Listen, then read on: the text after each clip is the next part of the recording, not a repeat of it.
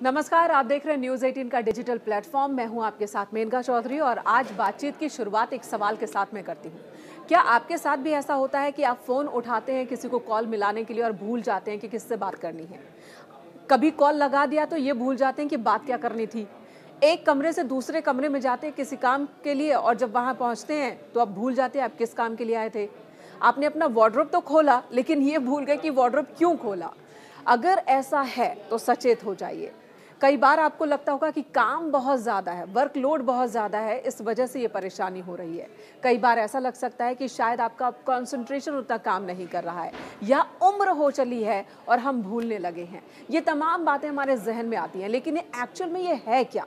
क्या ये कोई समस्या है जिस पर बहुत ज़्यादा सतर्क होने की ज़रूरत है? आजकल डिजिटल डिमेंशिया इस वर्ड की चर्चा बहुत ज़्यादा हो रही है, तो इसे समझने की कोशिश करते हैं। डॉक्टर अंशुमन जी इस वक्त हमारे साथ न्यूज़ रूम में मौजूद हैं और उन्हीं से समझते हैं जो पूरे विस्तार से बताने वाले हैं।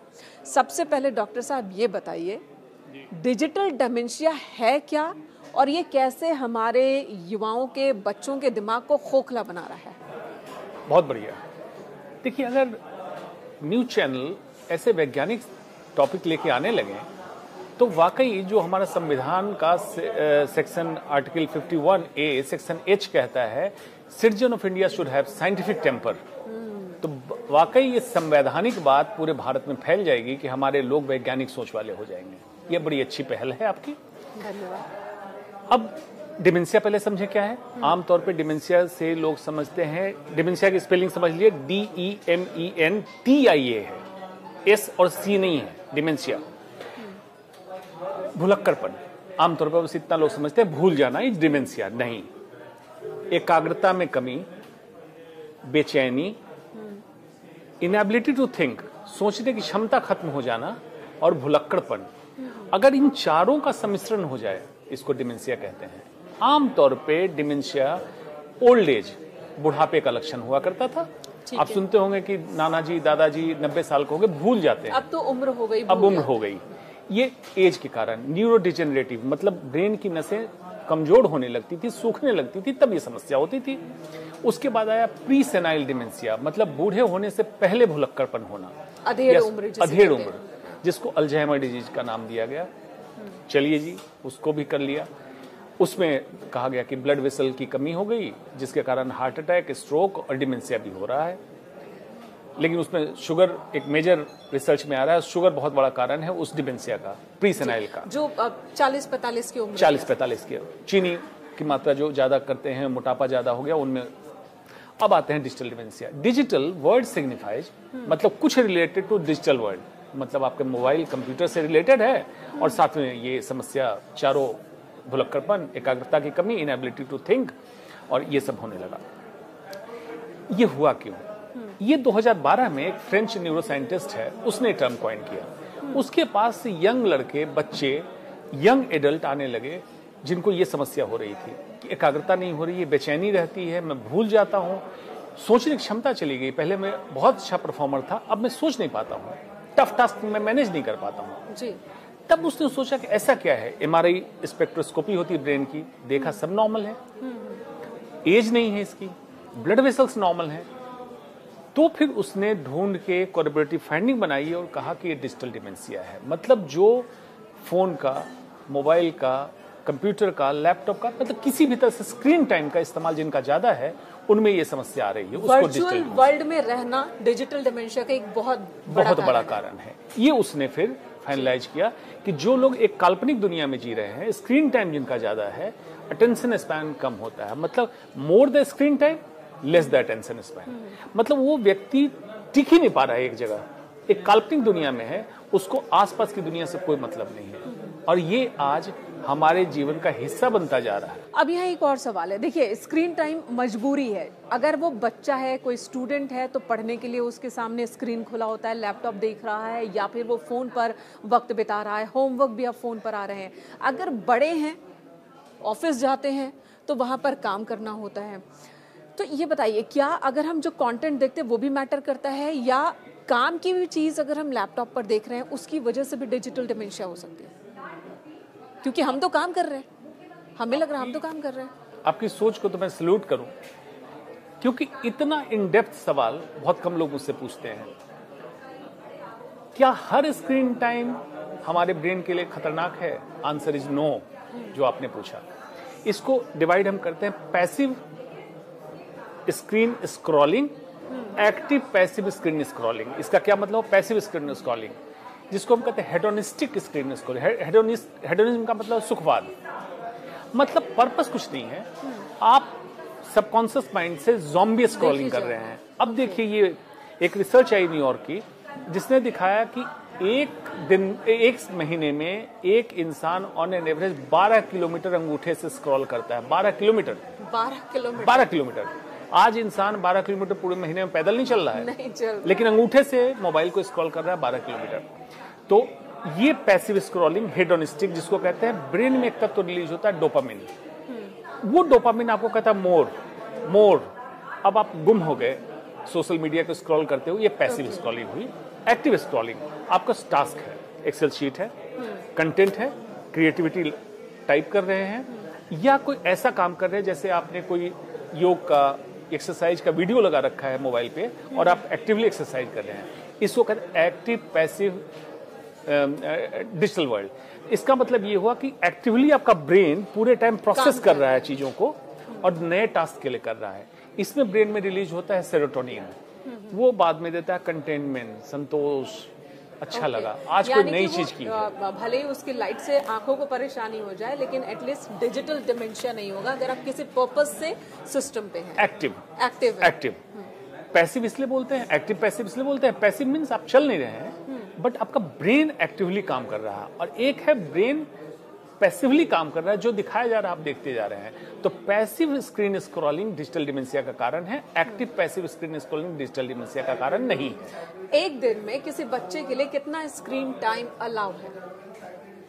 एक्टिव स्क्रीन टाइम का जो फॉर्मूला है, अवेक टाइम का 12 से 15% स्क्रीन टाइम अलाउड है। अवेक टाइम, अब जैसे 8 घंटे अगर सोना है, बाकी 16 घंटे बचे, तो 16 घंटे का 12 से 15%, तो मोटे तौर पे रखिए 2.5 से 3 घंटे मैक्सिमम अलाउड है एक दिन। मतलब किसी पर्पस से, किसी पर्पस से टोटल इसका 70% एक्टिव होना चाहिए। 70% कोई भी टास्क मैनेजर के लिए ब्रेन को सिग्नल मिलना चाहिए, और 30% हेडोनिस्टिक, मतलब इंटरटेनमेंट के लिए। आप कोई सोशल मीडिया देख रहे हैं, शॉपिंग कर रहे हैं, वेब सीरीज देख रहे हैं, 30%। तो इस 3 घंटे का 70% एक्टिव, 30% पैसिव। ये तो स्टैंडर्डाइज है, ये ऊपर नीचे हो सकता है, लेकिन एट द एंड ये है कि स्लीप टाइम से 2 घंटे पहले इसको बंद होना चाहिए। अदरवाइज दिमाग में एक पिनियल बॉडी है जो मेलाटोनिन सेक्रेट करता है, जिसके कारण हम सोते हैं और जगते हैं, जिसको कहते हैं सर्कैडियन रिदम, मतलब माइंड क्लॉक, जो हमें सुलाता जगाता है, ये डिस्टर्ब हो जाएगा। अब उम्र के हिसाब से बात कर लेते हैं। उस उम्र के बच्चे जो आजकल खाना भी खाते हैं तो फोन देखकर या फिर टीवी देखकर खाना खाते हैं, 3-4 साल 5 साल तक के बच्चों की बात कर ले, उन पर असर ज्यादा होता है क्या? वो भी, उनका भी दिमाग डिजिटल डिमेंशिया का शिकार हो रहा है फोन की वजह से? खाने समय, क्योंकि इन बच्चों को पहचानना मुश्किल है। इस उम्र के बच्चे वैसे ही बहुत ज्यादा एक्टिव होते हैं, वो हमारी बातों को नहीं सुनते हैं और हमें लगता है कि बच्चा बहुत जिद्दी हो रहा है, कंसंट्रेशन नहीं दे रहा, हमारी बातों पर ध्यान नहीं दे रहा, बच्चा बहुत जिद्दी है। तो वाकई वो सिर्फ जिद्दी है या डिजिटल डिमेंशिया का शिकार है? इस पे काफी अच्छा रिसर्च आया कि खाने समय फोन का इस्तेमाल करना, स्क्रीन का इस्तेमाल करना, फॉर दैट मैटर टेलीविजन ही क्यों ना हो, किसी के लिए रिकमेंडेड नहीं है। इस पे रिसर्च आया कि जो खाने समय स्क्रीन का इस्तेमाल करते हैं, ओबेसिटी ज्यादा हुई, मोटापा, खाना डाइजेस्ट नहीं हुआ, डाइजेस्ट भी नहीं हुआ, और खाना आपने ज्यादा खाया। क्यों खाया ज्यादा? खाना सिर्फ एक फूड नहीं है, आप जब मुंह में डालते हैं तो जीभ पे स्वाद आता है, जो सिग्नल देता है ब्रेन को कि फूड आया। आप उसको प्रॉपर्ली चबाते हैं क्योंकि आप कॉन्सेंट्रेट कर रहे हैं खाने पे, फिर ये प्रॉपर स्वेलो करते हैं, तो एयर साथ में स्वेलो, जिसको कहते हैं एरोफेजिया, मतलब देखते हैं कुछ लोग खाने के बाद बहुत डकार लेते हैं क्योंकि खाने के साथ हवा भी खाते हैं, ये आप नहीं करते हैं। खाना जब अंदर जाता है, डाइजेशन प्रॉपर है क्योंकि आपका दिमाग डाइवर्टेड नहीं है। अगर ये नहीं होता है तो ब्रेन को सिग्नल नहीं मिलता है और आप ओवर ईटिंग करते हैं। एरोफेजिया मतलब हवा भी खाते हैं साथ में, उसके साथ एसिड बाद में रिफ्लक्स होता है जिसके कारण एसिडिटी की तकलीफ, और लंबे समय के बाद गैस्ट्रोएसोफेजियल रिफ्लक्स डिजीज और कैंसर, फूड पाइप के कैंसर की संभावना बढ़ती है। इसलिए कहा था खाने समय इस्तेमाल ना करें। इस पर बड़ा अच्छा उदाहरण देता हूँ। भारत से जापान टेक्नोलॉजी में बहुत आगे है। लेकिन उनके यहाँ कल्चर है जिसका नाम है इचिगो इची। उस कल्चर में क्या है, be in the present moment, जो करो फुलेस्ट करो। अभी जैसे हम बात कर रहे हैं तो बस ध्यान यहाँ केंद्रित हो, यही बात होगी। इसके लिए उन्होंने क्या कल्चर किया है, टी टाइम उनका होता है और टी जोन है। उस जगह पे टी जोन पे मोबाइल अलाउड नहीं है। दोस्त बैठे हैं, रिश्तेदार बैठे हैं, घर के लोग बैठे हैं, चाय पिएंगे और चर्चा सिर्फ उन दोनों की होगी जो लोग बैठे हैं, तीसरे व्यक्ति की चर्चा नहीं होगी। मोबाइल अलाउड नहीं है जी। कहते हैं कि इस मोमेंट को मुझे जी लेने दो, चाय को एंजॉय कर लेने दो। उनसे क्या टेक्नोलॉजी में हम आगे हैं? तो क्या भारत में कल्चर नहीं बन सकता है? खाने के टेबल पे मोबाइल नहीं होगा, टेलीविजन ऑन नहीं होगा, बिस्तर पे, बेड पे, जब आप बिस्तर सोने पे जा रहे हैं तो मोबाइल टेलीविजन नहीं होगा आपके बेडरूम में। पूजा की जगह, मेडिटेशन की जगह आपका मोबाइल टेलीविजन नहीं होना चाहिए। ये हम क्या कल्चर में ला सकते हैं? माफ कीजिएगा, लेकिन भारत में फिलहाल खाने के टेबल पे, बेड पे और वॉशरूम में सबसे ज्यादा फोन इस्तेमाल किए जा रहे हैं। एक रिपोर्ट यही बताती है। इस पर किसी और दिन विस्तार से बात करेंगे, चर्चा करें। इस पे एक चीज बताता चलता हूँ, जो वॉशरूम की आपने बात कही, एक बार रैंडम मैंने कुछ लोगों का मोबाइल लेके सैंपल किया, उसका टेस्ट हम लोग करते हैं। कल्चर सब लोग जानते हैं कि पेशाब का कल्चर करते हैं कि देखने के लिए इन्फेक्शन है कि नहीं। मोबाइल के केस से, मोबाइल के स्क्रीन से मैंने कल्चर लेके देखा और 10 के 10 मोबाइल में इकोलाई बैक्टीरिया मिला, क्लेप्सिला बैक्टीरिया मिला, जो टॉयलेट से आता है। टॉयलेट में जो होता है, जो टॉयलेट में और फिर वही फोन हम हाथ में भी वही रखते हैं, फोन और हाथ खाना में खाते रखते हैं, वही हाथ से खाना खाते हैं, उसी हाथ से बच्चे को गोद में लेते हैं, उसी हाथ से बच्चे को दूध पिलाते हैं। ये आपके मोबाइल में, इसको मैंने कहा डिजिटल बग, वायरस वाला बग नहीं, ये आपके मोबाइल के ऊपर बैठा हुआ बग है। कभी मोबाइल साफ कर लीजिए और टॉयलेट में मत ले जाइए। वॉशरूम में तो नहीं ले जाना चाहिए, ना तो मोबाइल फोन ना ही न्यूज़पेपर। बहुत सारे लोगों को आदत होती है न्यूज़पेपर भी वॉशरूम में वो ले जाते हैं, वो भी गलत है। खैर, अब हम डिजिटल डिमेंशिया अपने टॉपिक पर वापस आते हैं। छोटे बच्चों पर भी इसका बहुत ज़्यादा असर है। जो स्कूल जा रहे हैं बच्चे, 10, 11, 12 साल के टीनेजर्स, उन पर इसका इम्पैक्ट किस तरह का है? बिल्कुल, बच्चे की उम्र जितनी कम, ब्रेन का डेवलपमेंट उतना फास्ट, और उस ब्रेन के डेवलपमेंट को जैसे हम शेप देंगे, अगर बच्चों में पैसिव टाइम ज्यादा होगा तो इम्पैक्ट ज्यादा होगा। और ऐसे बच्चे का कॉग्निटिव फंक्शन कहते हैं higher thinking ability, introspection, foresightedness, analytical power, ये कम डेवलप होगा। अब कहिएगा कि फिर क्या बच्चे स्क्रीन पे जो पढ़ते हैं क्या करें? मैंने बताया एक्टिव पैसिव स्क्रीन टाइम, उसमें बच्चे को टास्क मिल रहा है, टास्क मैनेजर ब्रेन की प्रोसेसिंग बढ़ा रहा है, तो उसका डेवलपमेंट बढ़ेगा। अब लोग समझ रहे होंगे कि तो क्या करें, छोड़ दें? नहीं, टेक्नोलॉजी आई है, टेक्नोलॉजी का सही इस्तेमाल करना है। क्यों? आज मैक्सिमम किताबें डिजिटल वर्ल्ड में उपलब्ध है, ठीक?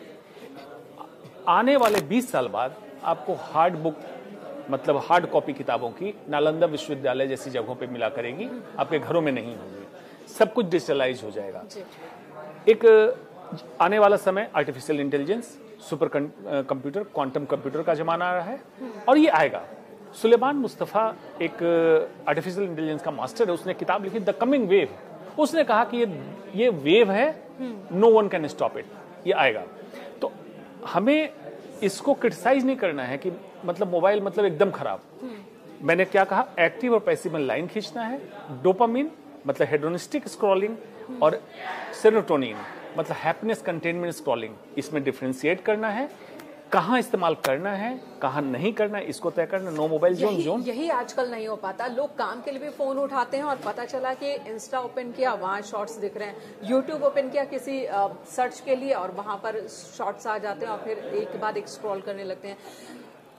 शॉर्ट्स का चलन जैसे जैसे बढ़ा है, डिजिटल डिमेंशिया, ये प्रॉब्लम उतनी ज्यादा गंभीर होती जा रही है। बिल्कुल, जितना fast scrolling time, attention span उतना खराब। तो शॉर्ट्स, रील जो ये करते हैं, एक दिन में ऑन एन एवरेज जो रील व्यूअर्स हैं 250 रील देखते हैं। 250 उतने कंटेंट याद नहीं रहते। बिल्कुल, इसमें मेमोरी हो ही नहीं सकती है।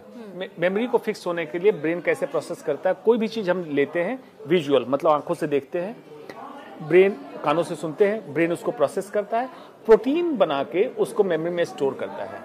इतना समय आपने देखा नहीं, दिया नहीं, और स्क्रॉल कर दिया, ऊपर चले गए। जब तक ये प्रोटीन बन रहा था तब तक आपने चेंज कर दिया। अब ये क्या हुआ, बिजारे हो गया, एबनॉर्मल हो गया। जैसे आप देखते हैं कंप्यूटर कभी एबनॉर्मल हो जाता है, एबनॉर्मल बिहेवियर करता है, ब्रेन एबनॉर्मल बिहेवियर करता है। कंफ्यूज होता है, कुछ मेमोरी यहाँ की, कुछ मेमोरी यहाँ की। अब आपको वियर्ड बिहेवियर आने लगा, कई चीजों का सम्मिश्रण आपने बनाया और रात में सपने में कुछ अब नॉर्मल चीजें आ रही है। आप जब बात कर रहे थे, अब नॉर्मल बातचीत कर रहे हैं, लोग कह रहे हैं हुआ क्या है तुमको, तुम नॉर्मल बातचीत नहीं करते हो। ये इसके कारण हुआ, मेमोरी लॉस होने लगा, आप भूलने लगे, चीजें याद नहीं रहती, स्किप करना शुरू कर दिया, इसकी आदत हो गई। क्योंकि अटेंशन स्पैन इतना कम है कि जैसे आपने शुरुआत की थी, आपने फोन उठाया, किसी को फोन भूल गए, किसको करना है, फोन उठाया, याद तो है किसको किया, किस लिए किया भूल गए, चाबी रखी भूल गए, अटेंशन स्पैन नहीं है आपका। आप प्रेजेंट मोमेंट में जी ही नहीं रहे हैं, वर्तमान की स्थिति में नहीं है। यानी कि शॉर्ट्स, रील्स, वीडियोस और वेब सीरीज, इसमें देखा जाए तो वेब सीरीज इज बेटर। अगर देखना वेब सीरीज में एक कांस्टेंट आपका फ्लो आ रहा है, मेमोरी सेटल हो रही है, स्लो ट्रांजिशन है। आप जब भी देखेंगे तो बहुत फास्ट मेमोरी की प्रॉब्लम नहीं, अटेंशन स्पैन की प्रॉब्लम नहीं आएगी। शॉर्ट्स में, रील में अटेंशन स्पैन की प्रॉब्लम आएगी। तो ये उतना डैमेजिंग है फॉर डिजिटल डिमेंशिया कंसर्न। कैसे पता चले कि डिजिटल डिमेंशिया के शिकार हो गए हैं? बहुत बढ़िया, फिजिकल एंड बिहेवियरल दो चीजें देखनी है। उस इंसान की गर्दन ऐसे रहेगी, नॉर्मल बैठेगा, नॉर्मल चलेगा। क्यों? पीछे जो मसल है वो स्ट्रेच हो जाती है और आदत हो जाती है ऐसे करने की, क्योंकि स्क्रॉलिंग ज्यादा करता है। सड़क पे भी चल रहे हैं, सड़क पे भी चल रहे तो ऐसे चलेगा। कंधा झुका होगा, जिसको कहते हैं स्लॉच, ये, और हाथ की पोजीशन मैक्सिमम ऐसे रहेगी, मतलब स्क्रॉलिंग पोजीशन में। तीन चीजें। बिहेवियर क्या होगा? आपसे बात कर रहा है एक सर्टेन टॉपिक पे, सडनली वो किसी और टॉपिक पे चला जाएगा, क्योंकि आदत वही, बेचैनी है, आदत वही हो चुकी है कि फास्ट चेंज करो। कुछ टॉपिक पे बात हो रही थी, किसी और की चर्चा हो जाएगी, आपको लगेगा कि ये इनकोहेरेंट बात कर रहा है, उसका अटेंशन स्पैन ऐसा हो गया, डिजिटल डिमेंशिया का शिकार है। बैठा है अपना मोबाइल ढूंढने लगेगा, मोबाइल उठा लेगा, कुछ करने लगेगा। थोड़ी देर में आप पूछेंगे हुआ क्या, हम बात कर रहे हैं, बात कर रहे हैं, क्या बात हुई? आपको लगेगा कि हुआ क्या है इसको, डिजिटल डिमेंशिया का शिकार है, उसकी मजबूरी हो चुकी है। नोमोफोनिया, नो मोबाइल फोन, नोमोफोनिया एक एडिक्शन कॉइन कर दिया गया अमेरिका में। उसको बेचैनी होगी, लगेगा मेरा फोन कहाँ है। 2 मिनट उसका फोन अगर हटा दिया जाए तो वो नोमोफोनिया, बेचैनी। फैंटम रिंग, PHANTOM, फैंटम मतलब झूठा, फैंटम रिंग, उसको सुनाई देती है, मेरी घंटी बज रही है, मेरे फोन की घंटी बज रही है, फोन टटोलेगा, मेरे फोन कहाँ है, घंटी बज रही है, देखेगा घंटी नहीं बज रही है, झूठा रिंग। इसका शिकार हो चुका है, मतलब ये डिजिटल डिमेंशिया में जा चुका है इंसान। उसको लेकिन वापस ला सकते हैं कि ब्रेन को भी उतना डैमेज नहीं हुआ है कि वापस नहीं आ सकता। एक्चुअल डिमेंशिया नहीं है ये वापस आ सकता है। जरूरत है, ये हैबिचुअल है, हैबिट है, हैबिट के बाद एडिक्शन होता है, एडिक्शन के बाद एक्चुअल ब्रेन डैमेज होता है। तो इस हैबिट और एडिक्शन के स्टेज से हम इसको वापस ला सकते हैं ऐसे इंसान को, और ये नॉर्मल इंसान हो सकता है। सिर्फ उसको लाइन खींचनी है पैसिव और एक्टिव पैसिव स्क्रॉलिंग में। ध्यान से सुनिए, अगर आपको भी ये समस्या हो रही है कि फोन नहीं हाथ में रहने पर बेचैनी होने लगती है कि मेरा फोन कहाँ है, अगर लगे कि बार बार की कोई कॉल आ रही है या फिर समय देखना है या कहीं कोई मैसेज तो नहीं आया, इस बहाने से अलग अलग बहाना आप तलाश रहे हैं हाथ में फोन पकड़ने के लिए, जब आप किसी से बात कर रहे हैं तब भी आपको फोन की जरूरत महसूस हो रही है, तब भी आप स्क्रॉल कर रहे हैं, इसका मतलब कि आप हैबिचुअल से आगे एडिक्शन वाले लेवल पर पहुंच चुके हैं। इससे पहले कि डिजिटल डिमेंशिया की पूरी तरह से गिरफ्त में आ जाए, सचेत हो जाने की जरूरत है। और जो डॉक्टर साहब कह रहे हैं कि अगर फोन है भी तो कुछ काम का काम कीजिए, वरना उसे साइड रख दीजिए। बिल्कुल, एंटरटेनमेंट का मैंने बताया कि स्क्रीन टाइम का 30% आप हेडोनिस्टिक मतलब एंटरटेनमेंट के लिए इस्तेमाल कीजिए, 70% एक्टिव के लिए इस्तेमाल कीजिए। डिजिटल डिटॉक्स की जरूरत है। यस, मैं इसी टॉपिक पे आ रही थी। कई बार ऐसा लगता है कि हम बोर हो रहे हैं, चलो फोन पर कुछ देख लेते हैं, एंटरटेनमेंट हो जाएगा, लेकिन जब आधे 1 घंटे बाद फोन रखते हैं तो हम कहीं ज्यादा डिप्रेस्ड होते हैं। ये भी इसकी वजह से? एग्जैक्टली, डिप्रेशन, एंजाइटी बहुत बड़ा कारण हो चुका है सोशल मीडिया। उसका रीजन ये है कि आप बोर हो रहे थे या शायद कुछ करने को नहीं था, तो कुछ न करने से अच्छा है फोन देख लो। आपने सोचा, चले गए सोशल मीडिया पे, किसी दोस्त ने डाला विजिटिंग टू स्वीडन, जो कहा जाता है कि दिखाया जाता है वो सारा झूठा है, क्योंकि वहां सब कुछ बनावटी दिखाया जा रहा है। वो सेलेक्ट करके दिखाया जा रहा है जो उसको मार्केट में पोर्ट्रे करना है, जो एक्चुअल है वो कोई नहीं दिखाना चाह रहा है। कोई नहीं दिखाना चाह रहा। फोटोज में फिल्टर वाले होते हैं। बिल्कुल, एग्जैक्टली, फिल्टर वाले होते हैं। अच्छा, तो आप वहां गए, ये प्रोग्रेस देखा, किसी अपने जिनसे दोस्ती थी लड़ाई हो गई, अपने दोस्त को उनके साथ कहीं पार्टी करते देखा, आपको टेंशन। किसी के कपड़े देख लिए, उससे टेंशन। मतलब 50 टेंशन। आप जब लौटे उससे बाहर वर्चुअल वर्ल्ड से, तो आप और चिंतित हो गए, डिप्रेशन में चले गए, एंग्जाइटी होने लगी। क्या हो रहा है? आप बेचैन हो गए। बेचैनी में इंसान क्या करता है? अब यहीं से शुरुआत होती है आपके फिजिकल इलनेस की। Digital dementia, physical illness.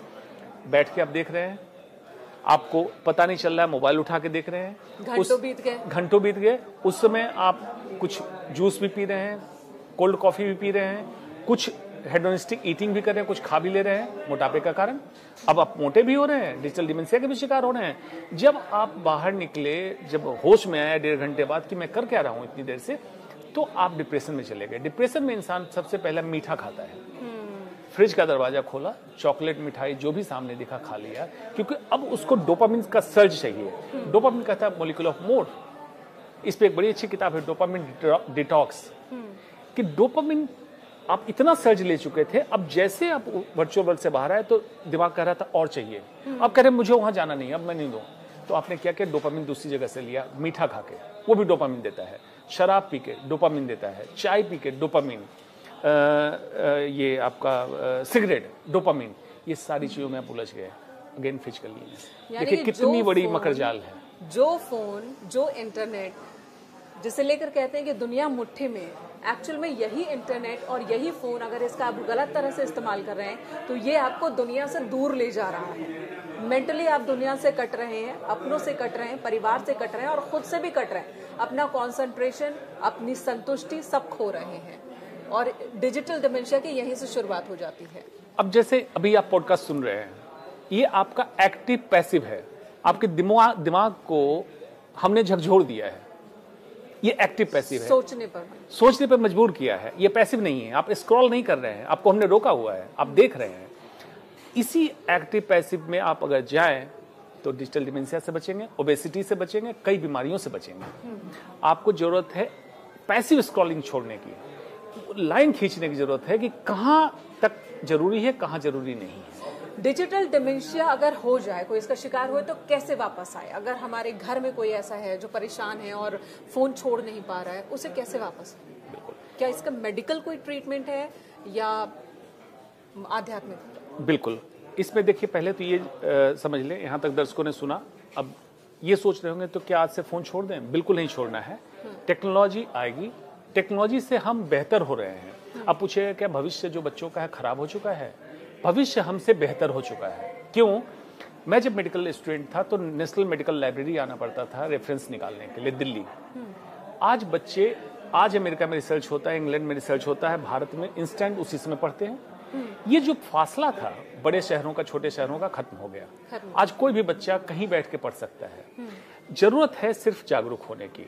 कैसे जागरूक होने की जरूरत है? जो आपने सवाल पूछा, पहली बात, एक्सेप्ट करें कि आप इस पे एडिक्ट हो चुके हैं। नॉर्मल नहीं है। एक्सेप्ट करें, बुराई नहीं है, हो सकता है।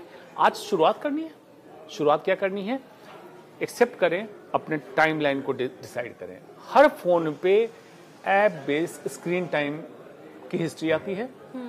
आप फिक्स करें कि कौन से ऐप को आप ज्यादा देखते हैं। फॉर एग्जांपल यूट्यूब, नेटफ्लिक्स, जो भी, सब पे फिक्स करें इतने मिनट से ज्यादा मुझे नहीं देखना है।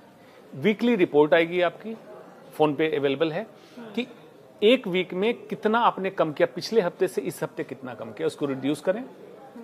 जब भी आपको हेडोनिस्टिक स्क्रॉलिंग, जिसको ज़ॉम्बी स्क्रॉलिंग, मतलब बिहेडेड, दिमाग नहीं काम कर रहा है लेकिन आप स्क्रॉल कर रहे हैं, ज़ॉम्बी स्क्रॉलिंग का मन करे, सचेतन की अवस्था में आ जाना है, अलर्ट होना है, मोबाइल छोड़ना है, उठना है, वॉक करने लगना है। घर के अंदर ही थोड़ी चहलकदमी कीजिए, नींबू, अदरक, इस तरह की चीज लें। जो सार टेस्ट जब जीभ पे जाता है तो ब्रेन को डिफरेंट सिग्नल मिलता है, ब्रेन को अलर्ट करता है, एक्टिव करता है। चाय ना पिए, उसमें मीठी चीज, नींबू, अदरक, इस तरह की चीज जो पंजेंट हो, स्पार्कल करे, जो पंजेंट हो, सिट्रस हो, ये जीभ के ऊपर डालें। आपको इंस्टेंट लगेगा, हाँ मेरी इच्छा खत्म हो गई। उसमें क्या नहीं करना है? मीठी चाय नहीं पीनी है, सिगरेट नहीं पीनी है, उस समय शराब नहीं पीनी है, कोई और चैनल खोल के या फिल्म खोल के नहीं देखना है, मतलब किसी तरह स्क्रीन में नहीं उलझना है। 2-3 चीजें नहीं करनी है। क्या करना है मैंने बता दिया। ये करने के बाद आपने एक्सेप्ट कर लिया कि मुझे करना है। अब क्या करना है, अपनी आदतों में नई चीजों को डालें। नई चीज क्या हो सकती है? डिजिटल डिमेंशिया से निकलने में मेडिटेशन कितना उपयोगी है? बिल्कुल वहीं आ रहा हूं। सुबह उठना शुरू करें, सर्कैडियन रिदम को फॉलो करें। रात को सोने से पहले मैंने कहा था screen time, screen of, blue light किसी भी तरह की, चाहे नाइट लैंप हो, चाहे आपके पास एलेक्सा का बॉक्स हो, blue light of, wifi router of, वो आपके दिमाग को डिस्टर्ब करता है, सोने नहीं देता है। इसको करना है। सुबह जब जल्दी जगें, प्रकृति में टहलने जाएं, एक लौट के आए, सचेतन की अवस्था में बैठे, कुछ नहीं करना है, ऑब्जर्व करें। उस समय स्टार्टिंग के 14 डेज बड़ी बेचैनी होगी। 14 दिन में क्यों कहता हूं, एक अच्छी किताब है एटॉमिक हैबिट, वो कहता है कि अगर कोई आदत आप 14 दिन कर लो तो आपकी आदत में शुमार हो जाता है। 14 दिन आप इसको करें, सचेतन की अवस्था में बैठे, थॉट्स आएंगे, आने दें, कुछ उससे लड़ने की जरूरत नहीं, उसमें थॉट्स ऐसे ऐसे आएंगे। उस समय मैं स्क्रॉल कर रहा था, ये दिखा था, सब आएगा, आने दो, वो जा रहा है, फ्लो होने दो, जा रहा है। उसके बाद आप आती जाती सांस पे फोकस करें। जैसे आप फोकस करेंगे आपको रियलाइज होने लगेगा धीरे धीरे कि आप उसके गिरफ्त में थे, अब आप निकलने लगे। जब निकल के बाहर आ जाएंगे तब आपको रियलाइज होगा कि जीवन के कितने घंटे या कितने महीने आप बर्बाद कर चुके थे और साथ में बीमार भी हो रहे थे। अब उससे निकलने की जरूरत है। तो बहुत ज़रूरी है, खासकर जब हम टेक्निकली ग्रो कर रहे हैं, जब टेक्निक से हमारा आमना सामना कहीं ज़्यादा बढ़ रहा है, तो एक लकीर खींचने की कि हम पॉजिटिव उसका इस्तेमाल कैसे कर सकते हैं और नेगेटिव इम्पैक्ट से कैसे खुद को बचा सकते हैं, वो एक लकीर से ही संभव हो सकता है। बहुत बहुत धन्यवाद आपका डॉक्टर साहब, तमाम जानकारी डिटेल में बताने के लिए। और अगले हफ्ते फिर किसी नए मुद्दे पर इसी तरह से करेंगे चर्चा। अगर आपके पास भी कोई समस्या है तो आप हमारे कमेंट सेक्शन में वो समस्या डाल सकते हैं। अगर आप चाहते हैं किसी टॉपिक पर हम चर्चा करें डॉक्टर साहब से, तो आप वो टॉपिक भी हमारे कमेंट सेक्शन में डाल सकते हैं। अगली बार हम उस पर भी चर्चा करने की कोशिश करेंगे। इस वक्त बहुत बहुत धन्यवाद हमारी बातचीत को, चर्चा को सुनने के लिए।